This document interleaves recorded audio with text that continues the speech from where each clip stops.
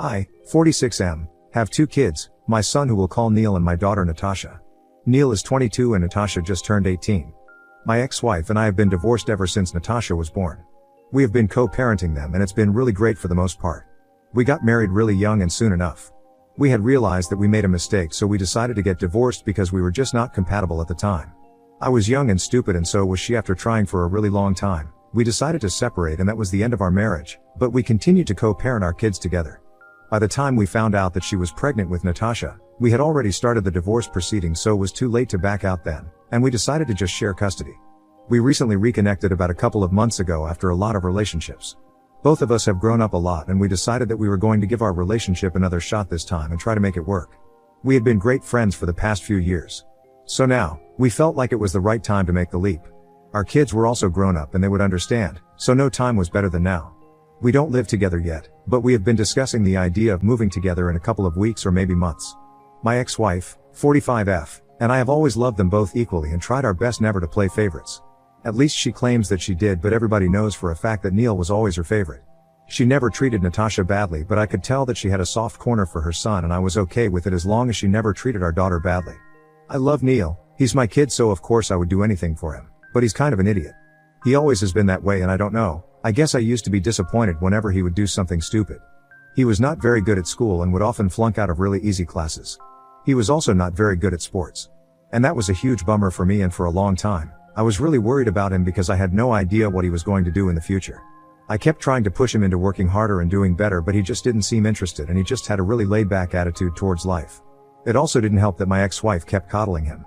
She would defend him no matter what, and constantly tell me that he would find his path, even if it happened late.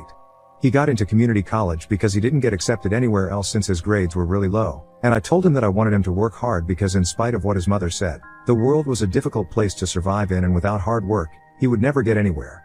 I thought it was good advice, and let's be real, the kid really needed to hear it. But my ex-wife would always accuse me of pushing him too hard and making him nervous, which is why he was never able to succeed.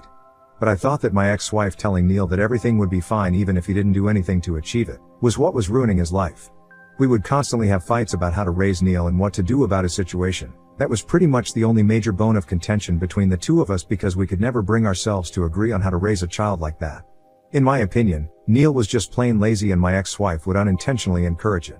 I had faith in him. I knew that he was capable of doing better, but he was just not driven or focused enough to do it.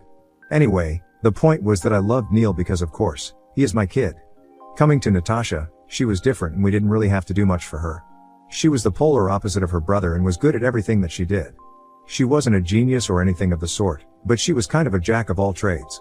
She never gave us the run around as Neil did, and needless to say, parenting Natasha was much easier than being a parent to Neil. She got accepted into her school of choice recently, and we were all really happy for her. At the same time, we were kind of upset for Neil because he was recently just laid off. A couple of months ago, my ex-wife had spoken to a friend of hers and managed to get a job for Neil in her business. He was supposed to work in HR since he was good with people and it seemed like a relatively straightforward and easy task. He was doing great, but unfortunately, he had to be let go because my ex-wife's friend's business wasn't going too great and they were struggling to stay afloat financially. So they had to let go of a lot of employees and Neil happened to be one of them. It was a huge letdown for me personally because from what I had heard, Neil was doing great, and I believed that he finally had a shot at having a good future. But now I was back to worrying about him because he was unemployed and I didn't know what he was going to do. We received the news just a few weeks ago and my ex-wife insisted that I ask him to come back home and live with us so he could save money on rent and other expenses. I thought that it was kind of unnecessary because Neil was a fully grown adult and he hadn't said that he wanted to come back home, so I didn't understand why my ex-wife wanted to insist that I ask him to return. Getting hired and getting fired was all a part of life and he had to learn to get back on his feet after being let down. Once again, my ex-wife was trying to make things easier for him, but eventually, it would just prove to be difficult for him in the long run. I knew for a fact that if I allowed Neil to come back home, he would have absolutely no drive to start looking for another job because he would know that he had us to fall back on. I don't mean to sound like a bad father, but like I said, he's not very ambitious, and if the kid has an easy way out of something then he will take that way out instead of working hard and doing the right thing. I argued with my ex-wife for a really long time about this, and I put up a good fight, but she told me that as parents, our duty was to protect him from the world because it was harsh enough as it is.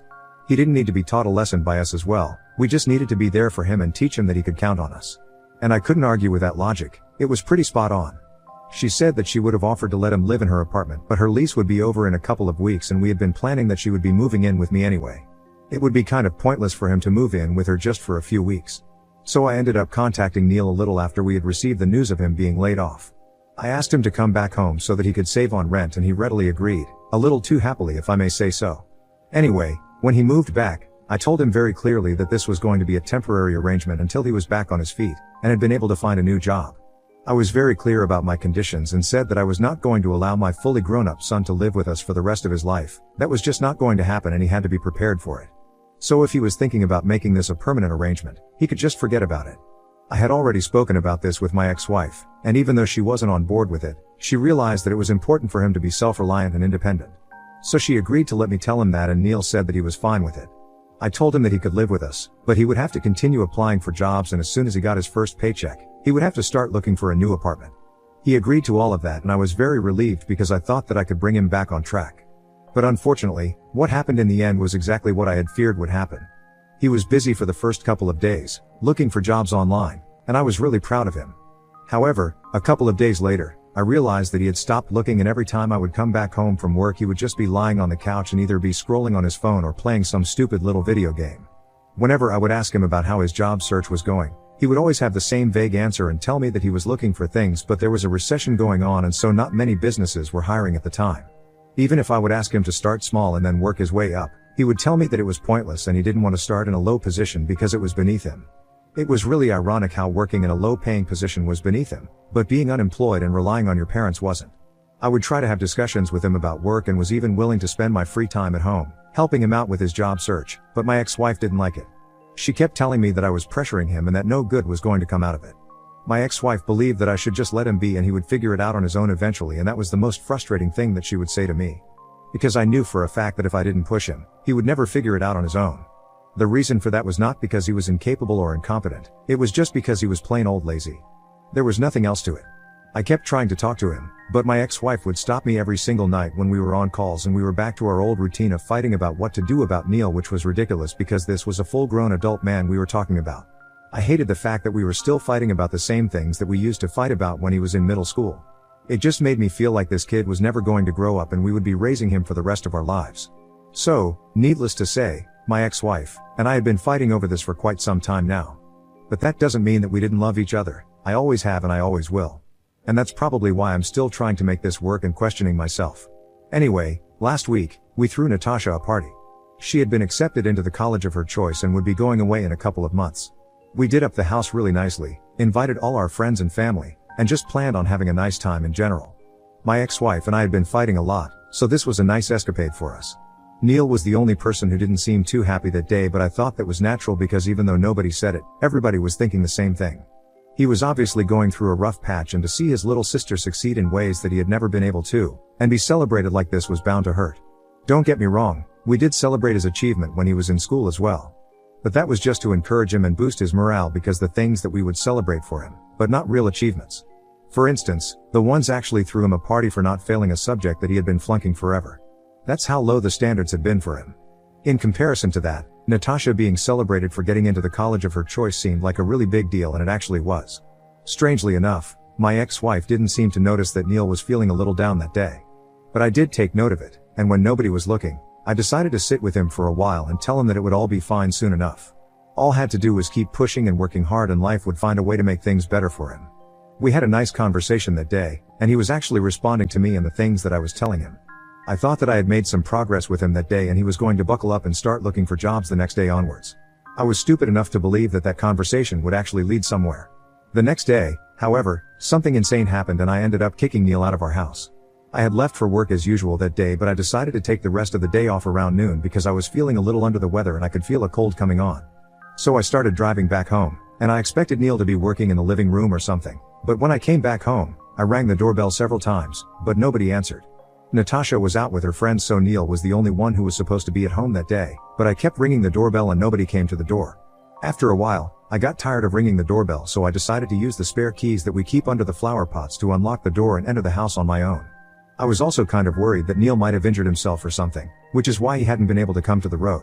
I was really worried, and when I entered the house, I checked every room. The last room that I checked was my office, and that's where I found Neil. He had his headphones on and they were noise cancelling, so he hadn't been able to hear me. When I entered the room, he had his back turned to me and he was working with some tools in a corner of my room. I had no idea what he was doing, but when I took a closer look, I saw something like a camera lying on my table. I instantly put two and two together and I was infuriated because there was literally no reason for him to be installing hidden cameras in my room. I asked him what he thought he was doing, clearly very pissed off, so he didn't tell me anything. He said that he was sorry about this, but apparently, he had too. I had no idea what he was talking about because it didn't make sense and I couldn't imagine any circumstances under which he would absolutely have to install hidden cameras in my office. I asked him if he had installed them in any other rooms, and he said that he hadn't, but I checked for myself, just to be sure. I didn't know what he was up to, but once I was done checking all the rooms, I came back to him, and I told him that he'd better have a good explanation for all of this because this was a serious offense and I wasn't going to tolerate it. Instead of explaining to me why he was doing all this, he just stood silently and refused to talk to me. I think it's his silence that really pissed me off and I completely lost it, because the fact that you didn't even have an answer was just crazy. I started yelling at him about everything, about laziness and lack of ambition, and how I had been worried sick about him all this while, but in spite of our little chat the previous day, he was still doing weird and unnecessary crap. And the worst part was that he didn't even have an explanation for it. He took it all without a word, and even when I kept demanding that he answer me, he didn't say anything. I was getting really agitated. So after a point, I decided to tell him that he was no longer welcome to stay here with me and he could gather all his stuff and leave. Because there was no way that I could allow him to live here with me after what I had just caught him doing. He tried to fight with me, but I told him that I wasn't going to let him live with me at least until he could give me a satisfactory explanation as to what he was doing and why. So we argued back and forth for a while, but eventually, he just decided to leave and started packing his bags. I was really disappointed because I had honestly believed that the previous day, we had actually had a productive discussion, and he would try to improve his life. But instead of that, he was doing God knows what. After he left, I decided to nap for a while, because I was already really feeling under the weather before I came back home, and the fight with my son had also made me feel exhausted. I woke up in the evening because my phone was ringing and it was my ex-wife calling. When I answered the call, she didn't even wait for a second before completely tearing into me and saying that she couldn't believe that I had kicked Neil out. It took me a couple of seconds to really wake up and process everything, but she was yelling at me nonstop and it was clear that she was very upset about this whole thing. I explained to her the reason why I had kicked him out, and I expected her to be just as mad and confused as I had been, but instead, she was all like, "So what?" That caught me off guard because it was surely not the reaction that I had expected. So I told her that installing hidden cameras in my room without my consent was a huge breach of my privacy and he didn't even have a good explanation as to why he was doing it, so I had to kick him out. I thought my explanation was pretty logical and reasonable, but she was just not willing to admit it.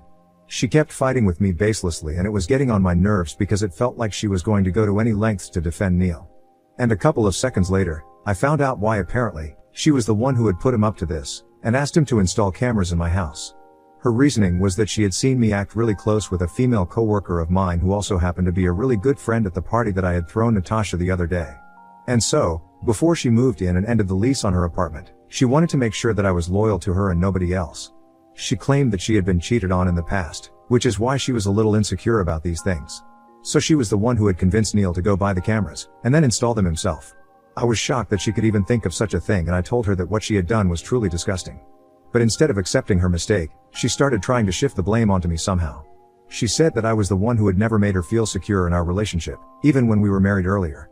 I thought that it was an unfair thing to bring up because when we were married for the first time, we were both really young and were just not ready to be married. The only reason we even got hitched was because she was pregnant with Neil. And I thought that was something that both of us agreed on, that we had gotten married because of Neil and not because we were actually ready for marriage. But when I brought that up, she said that she always knew that this was the reason I had a grudge against Neil right from when he was born, because apparently, I treated him differently from Natasha and constantly vilified him. She accused me of hitting Neil, just because he was the reason we had to get married, and apparently, I thought that had ruined my life. Let me just make it clear, I don't regret my marriage and we had a good run, but we went out of steam because we were just not ready mentally. That doesn't mean that I regret it, and I certainly don't think that it ruined my life. And as for Neil, I think I've mentioned multiple times that I really love that kid because he is my son. I wouldn't have it any other way, but let's be real, he is not the sharpest tool in the shed, and I have to be honest with him to make sure that he doesn't screw up his own future. If anything, I'm the one doing him a favor while my ex-wife does nothing but put him on a pedestal and tell him that he's perfect the way he is, which will never get him anywhere. But instead of acknowledging that, my ex-wife started gaslighting me and manipulating the facts to make it seem like I was playing favorites between Neil and Natasha. I was really confused about that conversation because I thought we were supposed to be discussing why exactly she had found it necessary to install hidden cameras in my room instead of just talking to me like a normal person and finding out my equation with the female coworker. It's not like we were strangers, we had known each other for a really long time and we had even been married before. I felt like I deserved the benefit of the doubt because yeah, I might have a lot of drawbacks, but I'm not a cheater and she should know that. I tried to talk to her but she was just too emotional and kept saying nonsensical things like I only disliked Neil because he was the reason I had to get married to her and she couldn't believe that she was being cheated on yet again. She was all over the place and it was clear that there was no talking to her at that point in time because she wasn't thinking straight. So I told her that she could calm down a little and then I would call her back because I didn't want to make matters worse than they were. So I hung up that day, and after that, I tried to call her back several times, but she didn't answer my calls. When Natasha came back home, I told her everything except for the part where my ex-wife had said that she was afraid that I had been cheating on her because I didn't think it was appropriate to tell my 18-year-old daughter. But I did tell her that Neil had been installing cameras in my room to spy on me, and I told her that I didn't know the reasons yet, but I said that if her mother got in touch with her, then she was to tell me about it. She seemed to understand that there was something going on here that I wasn't telling her and she respected that and didn't ask further questions. But unfortunately, my ex-wife has not gotten in touch with either my daughter or me. I really want things to go back to normal but I don't want to apologize for anything because I think I reacted perfectly normally. Anybody in my position would have done the same thing, considering the fact that Neil wasn't even telling me the reason why he had been installing cameras in my room. I understand now that it was to protect his mother, but even then, I think my reaction was completely reasonable and it shouldn't be held against me. I also don't know how to feel about my ex-wife accusing me of playing favorites between Neil and Natasha because I don't look at it that way. I think I have been more than fair to both of them. I don't understand why she wants to make me the villain here, but I feel bad about everything. I also want to make things work with her because she's probably the only person that I've actually ever loved and I don't want to let it go. I'm just really confused and I have no idea what to do about this. A couple of days have passed, and I'm still having really conflicted feelings about everything. Ida for kicking my son out of the house when I found him installing hidden cameras in my room. Update 1. So, I know most of you advised me to break up with my ex-wife and end the relationship for good, but I couldn't bring myself to do that. I'm sorry but I really love her and I don't think I can just let it go. I paid her to visit a couple of days ago and decided to speak to her in person because she hadn't been answering any of my calls or responding to my texts. That is the only option that I have left now. Thankfully, Neil wasn't at home at the time because apparently, he had a job interview. But my ex-wife was at home and even though she was quite hesitant and awkward, she did let me in and we had a discussion about everything. She told me that her boyfriend had been cheating on her with one of her friends, and that had really left a mark. So when she saw me laughing it up, and having a great time with my coworker at the party, her brain went into overdrive, and the next thing, she was asking Neil to help her spy on me. She confessed that maybe she was not recovering from her last breakup as well as she had thought she was. So we decided to put our relationship on hold for a while so she could go back to therapy and try to work on her feelings. I don't know how long it's going to take for her to get back to normal, but I'm ready to wait. She also apologized to me for everything that she said the other day and we hugged and made up. It was quite emotional but necessary and I'm glad that I talked to her. We have agreed that we are not breaking up but we're just taking a little break. And when she feels better, we're just going to pick up right where we left off. I also waited for Neil to come home that day and I reconciled with him as well. I told him that I was proud of him and that I loved him, even if I didn't say it enough, and always seemed to be pushing him to do better. So that was that. I don't know what's going to happen now, but I'm hoping that it's all for the best. Update 2. Hi. So a couple of months have passed since the last update and Neil finally has a job in his own apartment again. I couldn't be happier for the kid, honestly.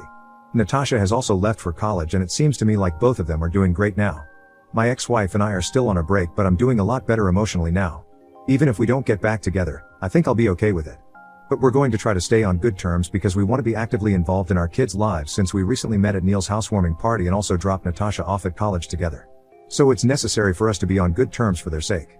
Update 3. Hey, so you guys must have forgotten about me and I wouldn't even blame you guys for it because it's almost been 3 years since I last posted here. I know I had definitely forgotten about this thread but I'm back now with just one tiny little update. A couple of weeks ago, my ex-wife and I got remarried and I think it was the best decision of my life. Our kids were there, they were happy and so were we. That's all that a man needs. She has been through therapy and is doing much better now, so we reconciled about a year ago, and after living together for almost a year, we decided to get married again and have a small and intimate ceremony among our closest friends and family. It was beautiful and life is great right now, which I'm really grateful for. Feels nice to know that I've come such a long way.